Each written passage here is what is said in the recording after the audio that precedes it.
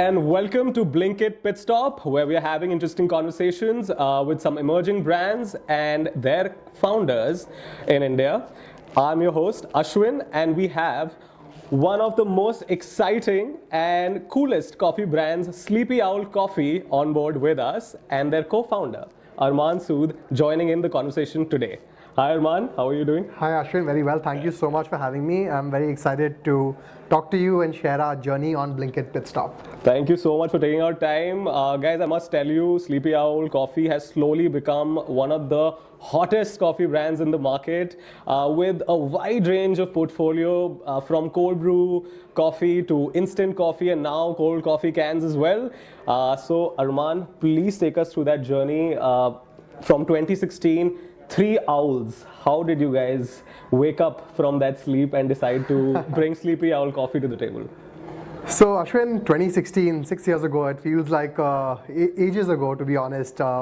Three Owls, as you mentioned, Ajay, Ashwajit and myself were best friends. Ajay and Ashwajit met in boarding school in Sinnar. They grew up together and they've known each other since they were chuddy buddies, essentially. Ashwajit and I met in law school in 2010, so we've now known each other for 12 years, but we spent our formative days in law school together. Over lots of coffee, over lots of drinks, we grew up together, right? But in 2015, when Ashwajit and I graduated law school, as young kids, we were confused about our career and the kind of path we want to take in our lives. Ashwajit always wanted to do business and entrepreneurship. I still wonder why he entered law school and joined me there. I, on the other hand, was curious and keen to enter the legal field, but I think when you have a best friend and a partner who is involved with you day to day, they nudge you in different directions. So when we graduated, both of us knew that we want to get into business. Ajay was in the US working as an investment banker, and he was on his way back to India, and he wanted to do something here. So that's how the three of us came together. And as you mentioned, both in his profession in banking and us in law, we were sleepy owls ourselves, right? We were burning the midnight oil, we were used to the late night cup of coffee. And when we decided and were thinking about entering business, it was but obvious that our interests were in food and beverage. And when we started narrowing down that further, we realized that there is a huge opportunity in the coffee space in India. I think we were very early to the scene, very, very early to the game.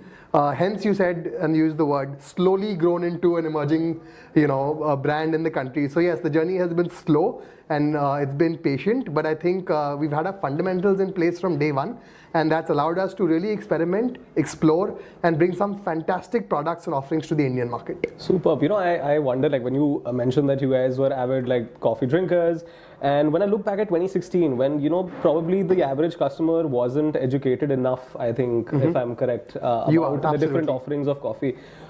The country was primarily obsessed with iced coffee, if I'm not wrong, which जिसको हम cold coffee भी बोलते हैं, हम cold coffee बुलाते हैं, but है तो iced coffee. So ये जो iced coffee एक average जो consumer लेता है रोज in India, you said नहीं, ये तो it's making too much money already, so हमें ये नहीं करना, हमें cold brew करना है. So how did cold brew happen and not iced coffee, which would have been probably the first sort of product that you would have gone for? 100%. So when we started out and we were exploring the market, at least the FMCG side or the at-home side, right? What are people consuming at home? And we ourselves grew up having cold coffee, right? Essentially instant coffee with milk, and that's what we grew up having. And then of course there's the packaged segment, which has some amount of cold coffee in the packaged format. But we realized that if on day one we were to do exactly that, right? जहाँ पे लोग कर रहे हैं और पैसे बन रहे हैं, it would be very difficult for us to stand out as a brand. Very difficult for us to go and say, listen, we've done something very innovative. We've done something that is revolutionary, right? We would have essentially at that stage been a Me Too. Right? Ki hum bhi hai. So true. Right? So we took a different approach to it and we said, okay, cold brew as a concept, which is essentially brewing coffee in cold water overnight, right? Is a very new concept. It is trending around the world, but in India, nobody had touched that space, right? Yeah. So we said, okay, here we have something called the first mover advantage, right? That we're going to introduce and educate the market about something. Therefore, when it does become popular and people think about it or talk about it, they would always reference us as the brand that introduced it or us as the brand that popularized it, right? All right, yeah. So we felt there was an advantage to doing that, right? Okay. In hindsight, you can't change the past, but Why do you want to change it? Like, I'll tell you I why. think I'll it's tell you great. why. Because the first 3 years of our journey, Yeah. right, we grew extremely slowly, Yeah. and we focused a lot on educating the Indian consumer about these offerings. Must have been right? a huge challenge, It yeah. was a huge challenge because it was I wouldn't even use the word niche. I would use the word non-existent. Right? True, It's a category true. that didn't exist. So we were essentially in the category creation play, right? Yeah. And we were the brand that was leading this creation. Yeah. So that obviously came with its set of challenges. It came with its set of obstacles that we had to gradually overcome. But yes, in the process, the brand became very well known. It became very popular. It was very cool among a certain audience that was again early adopters, jisko kehte hain, right? The people who were excited about new trends, new concepts, and that cohort really got attracted to us, right? And we were able to make a name for ourselves, right? Post that, we had this, cohort of consumers who we would start talking to. So we also did this digital first. Keep in mind, we weren't the traditional FMCG where we went Which to means you retail were only stores. selling it online when you started. We were only selling it online. We were a digital first brand, a digitally native brand. Yeah. So we grew popular on social media because that's how we were marketing ourselves and communicating ourselves to the world around us. We were selling online. We weren't selling offline at that point. But what we had was this cohort of consumers who were willing to engage with us, right? So we started talking to them, understanding their habits, their preferences, their behaviors, and that's what led us to, okay, this is what we'll do next, and that's how we went category by category by category and expanded our portfolio to now be a player that is almost full service, except cafes. We're not in the cafe business. Yeah, we'll touch upon that as well. But yeah, I must say kudos to you and the team because firstly, to try and alter a conventional user behavior in a country like India, in the beverage space, is very difficult. Today, if you want to change someone's usual preference of drinking an iced coffee, like I mentioned, or any other beverage for that matter, I think it's a huge task. So kudos to the team. I think you did that successfully with a very unconventional product for that time. Correct. And you were probably right, you were probably too early to India where people didn't understand that concept too well. Yeah, But I also want to talk about your packaging, your design, and your mascot, of course, which Correct. you market so beautifully now Thank you. across digital media that I've been seeing of late. You just came out with your first ad as well. Correct. So talking about the packaging, the design, the mascot, what role has that played, and who thought of getting this owl as the mascot? Take us through Very that. interesting. So I'll take a stab at that. So again, like I said, when we started and I said, we entered a non-existent space where we had to create a category. I think the only way to do that is through great storytelling, which is, with the advent of social media, it's largely visual, right? So we knew from day one that great design, great communication will play a very important role in brand recall, right? Because that's what we needed at the point. We needed people to recognize us among the clutter. And keep in mind, 2016 to 2020, those 4 years, we weren't the only people starting up. I think all of India was starting up. Entrepreneurship was in full flow, right? And that led to a lot of noise, a lot of clutter, and it was important for us to stand out. We also realized that when you're trying to sell food and beverage online, you have to make it drool worthy. There is no other way. You have to get people to look at you online and be like, yaar, ye mujhe peena hai, ye mujhe khana hai, right? So if you can do that, you'll get your trials, right? Keep in mind, like you said, changing habits, especially in coffee, tea, cigarettes, any of those categories where people are so used to a certain taste or certain preference that they don't want to change, right? Only if you are able to captivate them, right, will you get them to try you. Once they try you, goes without saying, great product, great service. There is no substitute to this, right?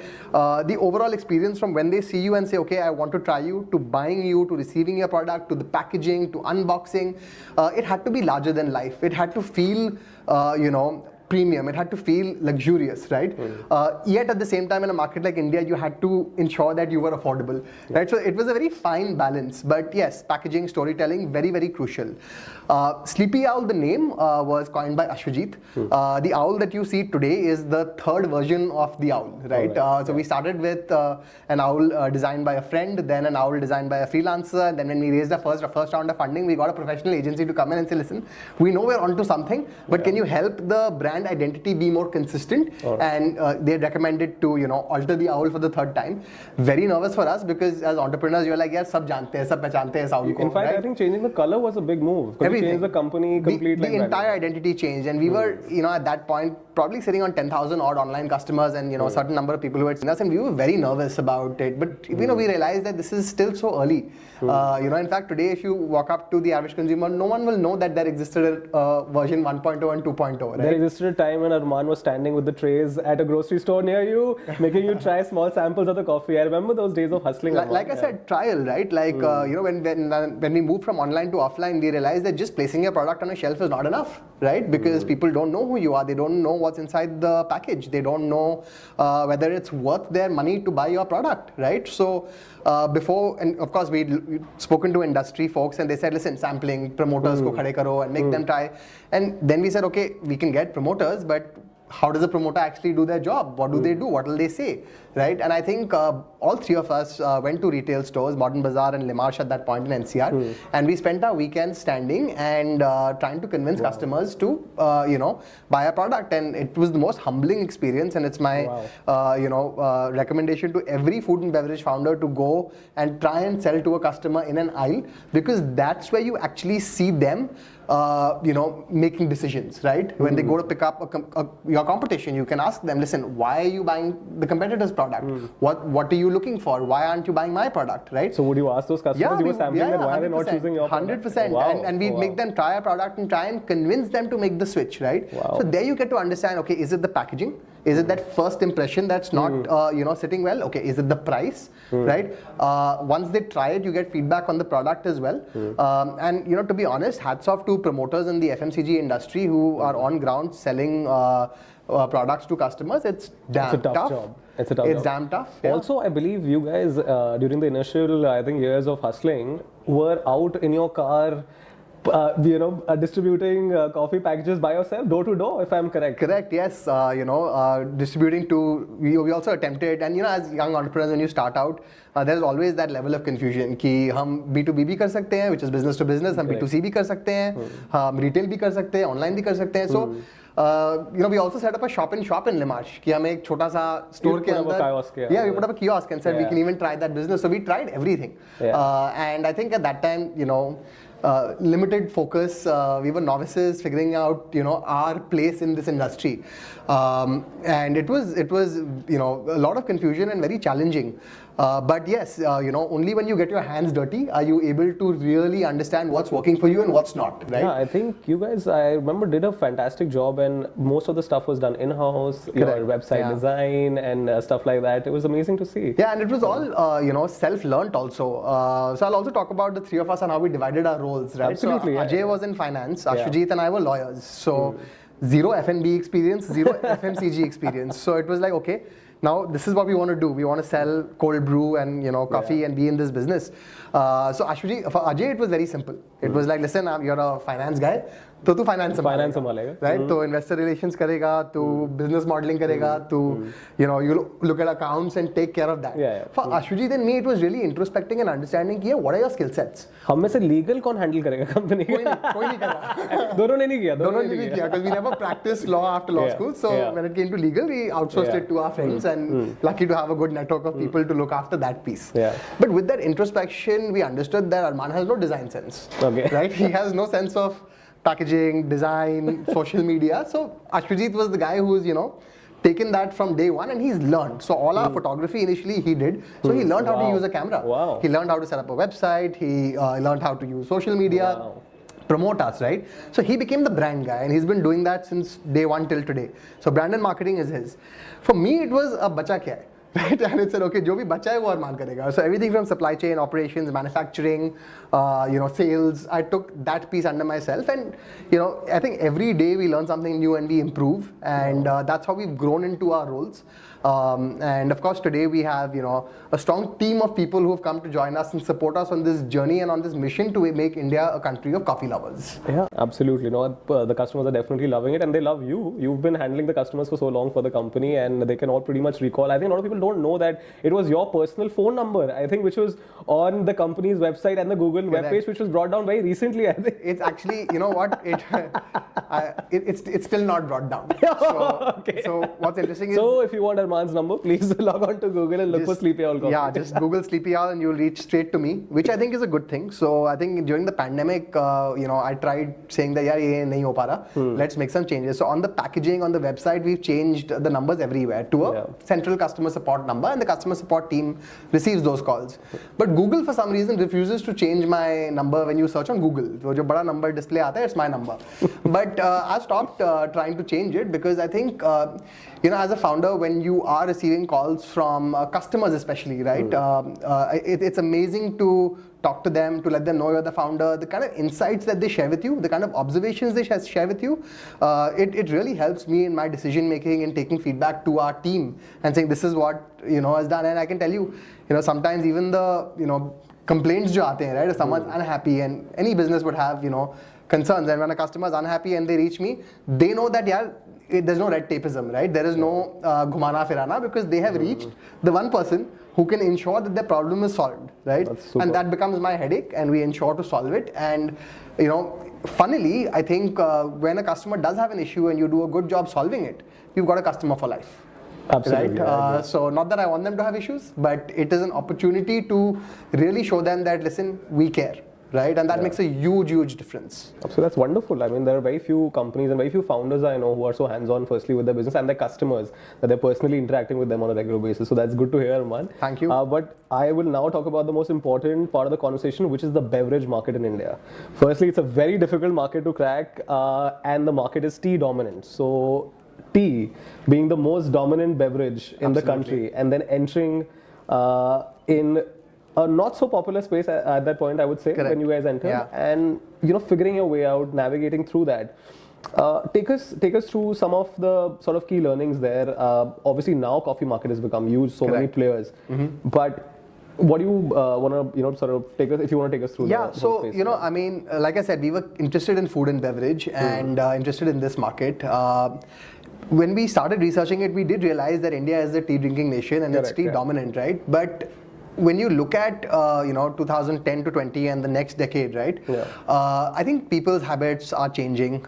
People are getting more exposed to what's happening around the globe, right? Their tastes and preferences are changing, and coffee has always been the cool kid or the cool cousin of tea, right? So with the younger generation that is, with their purchasing power that's going up, right? I think we realize that aaj nahi hai, but in the future there'll be a huge potential for coffee. But like, did you not ever get tempted with the idea that packaged goods obviously very difficult because there are dominant players like say Tata or Nestle in that. Correct. So maybe go down the cafe outlet model, which competitors like Blue Tokai are probably doing. Never got tempted with that idea? Always tempted even today, to be very honest. But I think we very early on picked the at-home coffee consumption as our target area, right? We said that we want to change consumer habits, consumer behavior at home, right? What they consume at home or what they pick up from a retail store and take home to consume, right? So we started our journey with that. And for the last couple of years, we've been in this space, right? Around us, yes, the cafe market too has grown and blown up. I think overall it's a great thing because consumers are now becoming more and more aware of the world of coffee, right? Absolutely. And that changes their overall outlook about the industry or the space or the beverage, right? And that benefits us. I think it's such an early stage in the coffee industry in the country that competition is always welcome, right? Absolutely. So talking about your competition, because when you entered, nobody was doing cold brew. Yeah, I think imitation is the best form of flattery. Kudos to everybody who's chosen to enter the space and has seen an opportunity, right? The pie will only get bigger, right? Which is what benefits all of us, right? So today, if someone gets introduced to cold brew from another brand, right?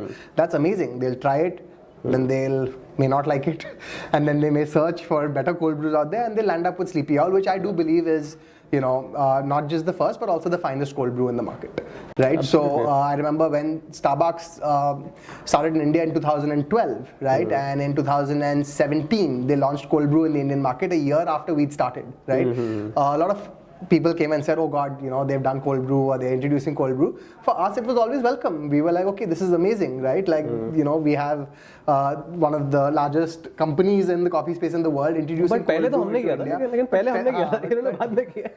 Yeah, but it's funny, like this morning I actually crossed Starbucks on my way from Missouri to Delhi.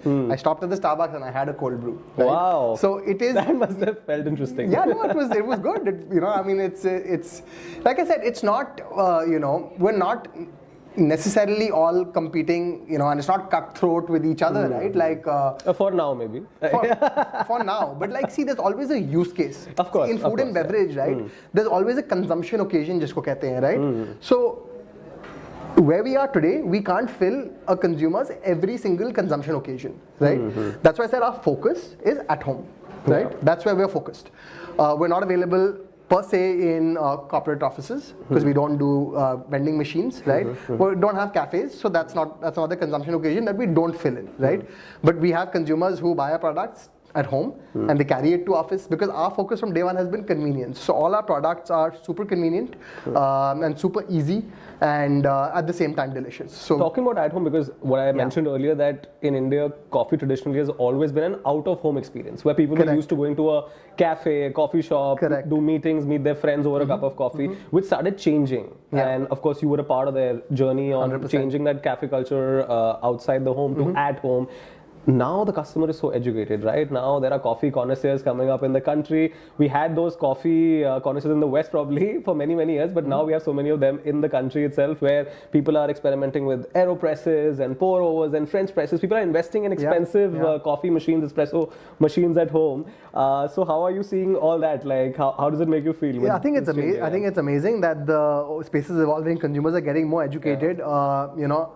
I still feel that while there is a certain consumer that is experimenting with an AeroPress or a pour over or any of these equipments or machines at home, it's still tiny. It's still very, very, very small, right? We also noticed that the same consumer, and again I said at home also there are consumption occasions, right? When you wake up in the morning, or at least when I wake up in the morning, the first thing that I want is my cup of coffee. I go for a Sleepy Owl dip bag because I know I can do it blind. I can take water, add it to the dip bag, dip it, and my cup of coffee is ready, right? But maybe in the evening, I want to pull out the equipment and the shebang and say, okay, I'll do a pour over, or I'll do an AeroPress, because that takes time, right? So even at home, there's, our customers, it's not like they only have Sleepy Owl day in and day out, right? They may use an AeroPress or a French press, but that's what prompted us also to say, okay, we have great coffee in the bags.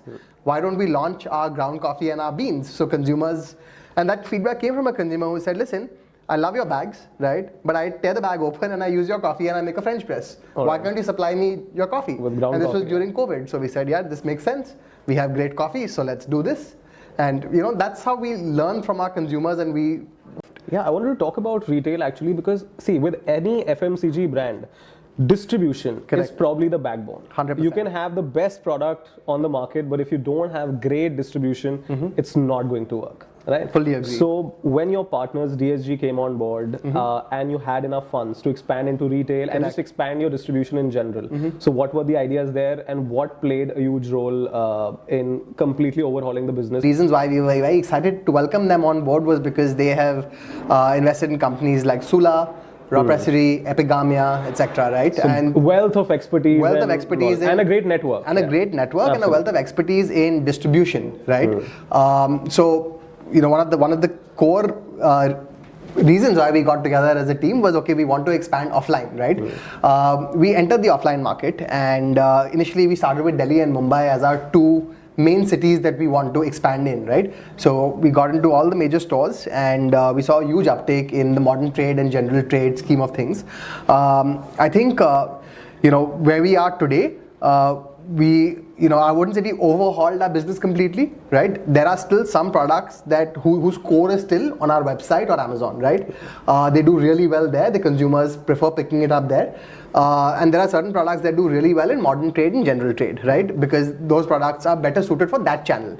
So understanding product channel fit is very crucial for any business, right? And product channel fit essentially means where you distribute what. Right? You can't distribute everything everywhere, right? To throw into this mix of e-commerce and retail, and of course our own website, was Q-commerce, and that's been an absolute game changer for FMCG brands, right? Yeah. And I'm not saying this just for Sleepy Owl, but I'm assuming everyone from the P&G to the Levers and all the way to startups like Sleepy Owl and others as well. Q-commerce has been a game changer because impulse categories specifically, right, has seen a huge uptake. And let's say a product like our cold coffee is a perfect example of an impulse category. Buy, yeah. I'm in the mood, I want a cold coffee, I want a chocolate, boom, 10 minutes, you're done, right? It's as simple as that. Having said that, as a user myself, and I'm a regular Blinkit user, would be a power super user if they had a cohort like that. Non-impulse categories also have become a go-to for me, right?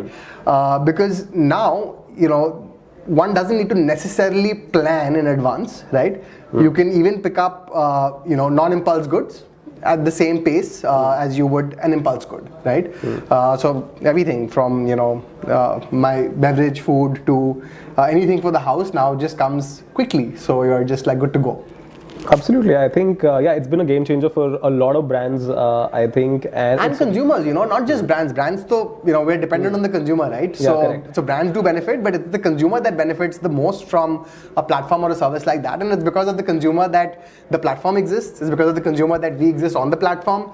So ultimately, in FMCG, in business, right, consumer is right here, and one has to, look to the consumer for answers. So are we seeing some coffee wars brewing in India? What's the future like for the category and for Sleepy Owl? I don't think, I think we're still far away from a coffee war in India. Okay. I think what's important to note at this point is that India is one of the largest exporters of coffee in the world. So we make fantastic coffee. India grows fantastic coffee. One of the top 10, I think, in the world. Top 3. All right. Yeah, India is producing some of the best coffee, right?